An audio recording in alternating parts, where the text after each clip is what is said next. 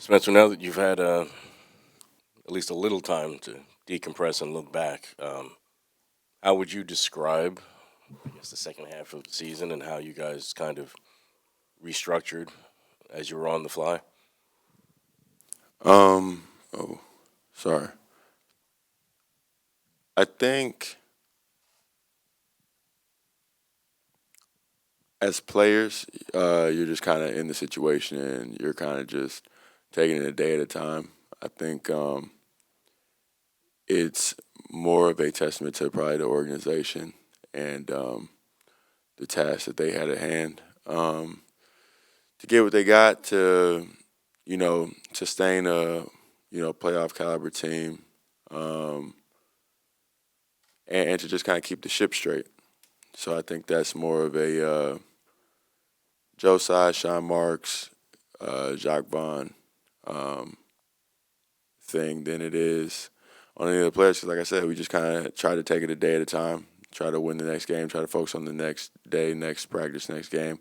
It's the only thing we really could do, right, instead of taking a real macro view at the time.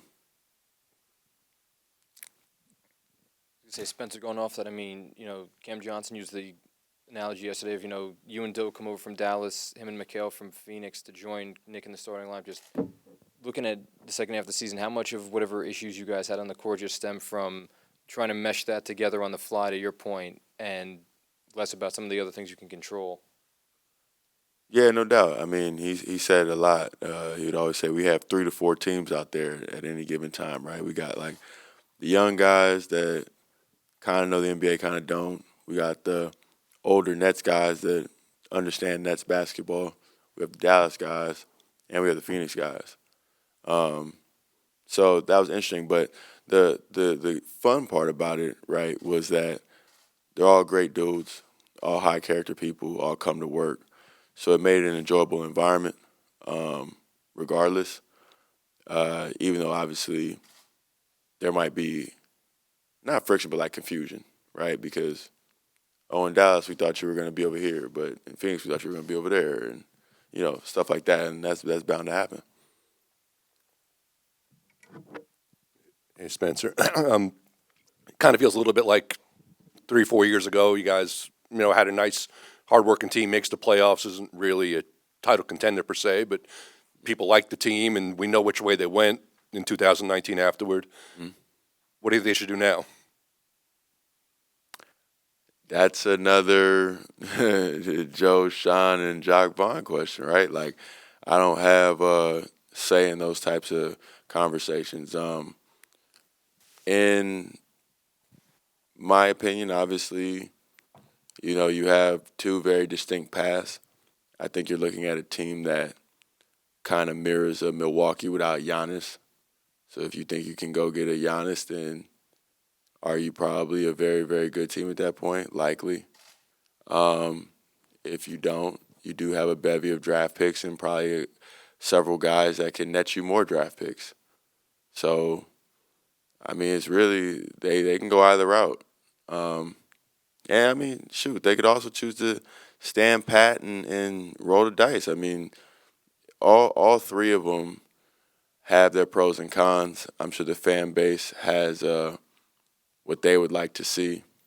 Very typically, probably one of the extremes, obviously, because you either want to be really exciting and young with a bunch of Wimbayanas, or you want to get Giannis and try to win a title. I mean, it's all there for you. I think that's why I said they've done a phenomenal job of you know giving themselves the possibility of even doing that. You know what I'm saying? There's not many teams that could, or many organizations that I think have ever blown up a superstar studded group that possibly was in championship contention in one year and have the possibility of championship contention again the very next season, pending their offseason decisions. Spencer, you mentioned obviously the chemistry of this kind of being a tricky where you just kind of go day by day a little bit. Um, is in the offseason, is that kind of something you can even try to like focus on, or is it just at this point tricky to kind of figure out like what the core is going to be? Yeah, I think that's what you figure out first. Remember, the season is a marathon, right? So you have that early September time period when guys start trickling in. That's when a lot of bonds are formed. Then you have actual training camp when the system is put in. You have like kind of 10 to 20 game blocks of time that guys continue to kind of get better and learn, and you have ebbs and flows. I mean, you guys, even this season, right, didn't necessarily start off the greatest, didn't had a 20-0 run, basically, where you kind of find yourselves. That's 40 games in. Then you have another 20 games, you know what I'm saying? And then you have the post-All-Star 20 games. You kind of ramp up for playoffs. It's like those are kind of the blocks of time that teams really grow. So, this, depending upon which route they go, right, could be seen as a jump start on next year. If they, try to stay in a championship-style contention, and then we just basically have a 30-game start on the teams going into next year. Your first stint here, you established yourself, put yourself on the map, and now you're back as established veteran in the league. Do you feel like you're looking for something different at this stage of your career as opposed to the first time that you were here? The funny thing is, with me, every year, every stop, every next step in the journey, I've always played the game to win. And it's resulted in me wearing a bunch of different hats, right? Done just about everything. Six-man gunner. Bench guy first, reserve point guard, managed offense, six-man gunner, starting point guard, kind of still managing the offense, to primary scorer, to, now this past stint it's been try to be the league leader in assists, and then then with Luka it was spot up shooter. So it's again, whatever happens happens. I think obviously anybody at my stage of career wants to play meaningful basketball. Obviously the Nets have, like I said, about 3 routes to go. 2 of those 3 are meaningful basketball, and even the third, if you do blow it up or whatever, and you end up being tasked with being kind of a veteran on that group. The